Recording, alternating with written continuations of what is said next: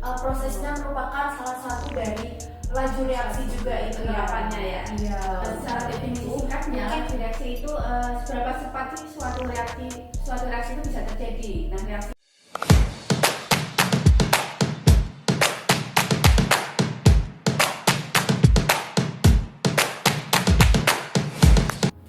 Halo Sobat Sains dan Budaya, kita kembali lagi di podcast Sains dan Budaya, tempat kita ngobrol santai tentang konsep-konsep sains yang sering kita temui dalam kehidupan sehari-hari. Nah, di sini aku, Pupu Dian Rosa Fitri, bakal nemenin kalian nih untuk beberapa menit ke depan. Nah, kita akan membahas materi-materi terkait sains yang ada di kehidupan sehari-hari. Nah, hari ini kita mempunyai topik yang menarik sekali ini, yaitu materi laju reaksi dan juga teori tumbukan. Nah, mungkin kedengarannya untuk kalian semua yang menonton podcast ini sangat teoritis ya menurut kalian. Nah, tapi sebenarnya ini kita bisa temui dalam kehidupan sehari-hari nih.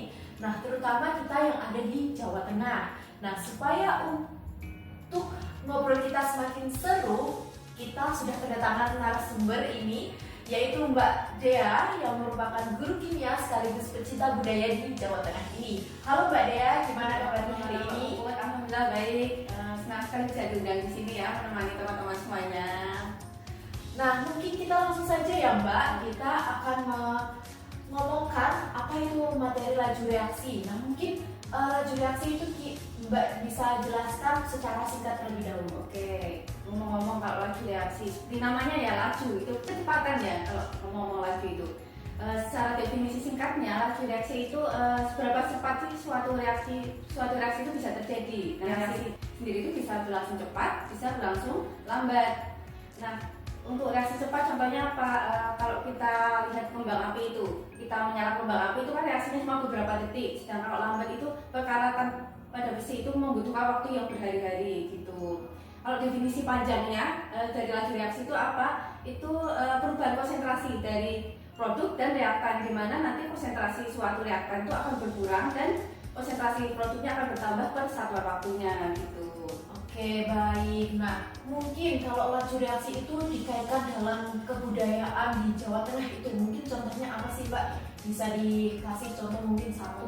Oke, kalau budaya, misalnya makanan tradisional ya Mbak. Iya. Di dekat kita, mungkin kita seringkali makan tape ketan nih. Kalau di Lebaran pasti seringkali ya kita menemui di beberapa tempat. Nah, dalam laju reaksi dalam hal budaya ini, contohnya dalam pembuatan tape ketan, misalnya kalau kita udah mencampurkan ragi dari tapenya itu, nanti kalau kita menyimpannya di suhu kulkas misal, di suhu dingin, nanti akan fermentasinya akan berjalan dengan lambat. Tapi kalau kita menyimpannya di suhu yang tepat, di suhu kamar, maka akan lebih cepat proses fermentasinya gitu Mbak. Oke, baik. Mungkin teman-teman sekarang sudah tahu ya bahwa mungkin teman-teman di sini sekarang sudah punya gambaran ya tentang laju reaksi itu apa. Nah, mungkin selanjutnya ada materi yaitu teori tumbukan. Apa sih Mbak itu teori tumbukan dan bagaimana konsep dasarnya mungkin? Oke, konsep dasar dari teori tumbukan ya. Nah, sebenarnya suatu reaksi itu bisa terjadi karena apa? Karena adanya teori tumbukan itu harus ada tumbukan. Kalau dia nggak saling partikel-partikelnya tidak saling bertumbukan, maka tidak akan terjadi suatu reaksi gitu Mbak. Jadi itu syarat utama terjadinya suatu reaksi. Oke, baik. Mungkin dalam teori tumbukan itu apakah semua akan berhasil atau partikelnya akan ada yang terbuang atau gimana sih Mbak sebenarnya? Nah, pertanyaan yang bagus sekali ya teman-teman. Bagi tumbukan itu nggak selamanya bisa menghasilkan suatu reaksi. Yang bisa menghasilkan suatu reaksi itu hanya tumbukan yang efektif. Tumbukan yang efektif itu yang dimana itu punya dua syarat ya tumbukan efektif itu. Ada pertama harus energinya harus cukup untuk melakukan suatu tumbukan. Kemudian arah orientasinya itu juga harus tepat antara tumbukannya itu yang menghasilkan suatu reaksi itu Mbak. Oke, jadi mungkin teman-teman sekarang sudah tahu ya bahwa gak semua teori tumbukan atau tumbukan antar partikel itu bisa berhasil. Mungkin kalau kehidupan sehari-hari kita kayak salaman sama orang gitu ya, kalau kita nggak ketemu, ya kita nggak bisa sama orang itu. Iya, betul sekali. Tadi kan udah ada syaratnya, berarti harus bertumbukan ya. Kalau kita ambil lagi dalam budaya, kalau kita mungkin memainkan musik gamelan, gong atau yang lainnya, itu kan kita harus memiliki energi yang cukup dan arah pemukulannya itu juga harus tepat ya agar menghasilkan suara yang indah. Kalau energinya terlalu rendah kan nanti nggak bisa menghasilkan suara yang indah gitu.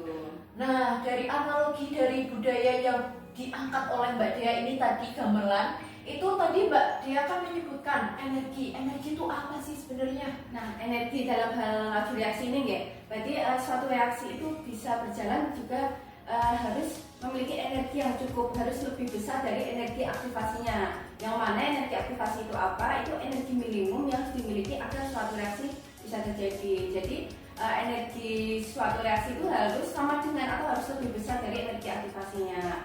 Itu Mbak. Baik, mungkin dari teman-teman sekarang sudah punya gambaran atau mungkin sudah tahu ya syarat terjadinya reaksi itu. Ada yang pertama apa?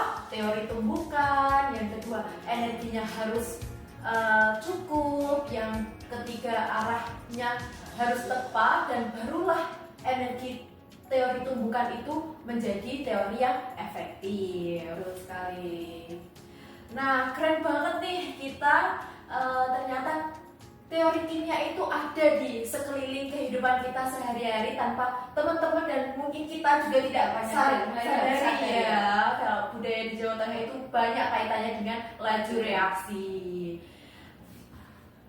Iya, kalau kita mau belajar kimia terasa lebih dekat ya tentunya kalau kita belajar kimia itu mengkaitkan budaya yang ada di sekeliling kita ya Mbak Dea ya. Nah, mantap sekali penjelasan dari Mbak Dea ini atas penjelasannya.